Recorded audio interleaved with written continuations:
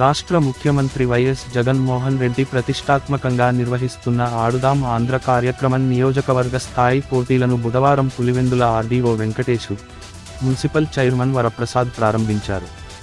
ముందుగా స్థానిక sports complex నందు జరుగుతున్న ఆడుదాం ఆంధ్ర కార్యక్రమంలో పాల్గొన్న క్రీడాకారులను వారు పరిచయం చేసుకున్నారు.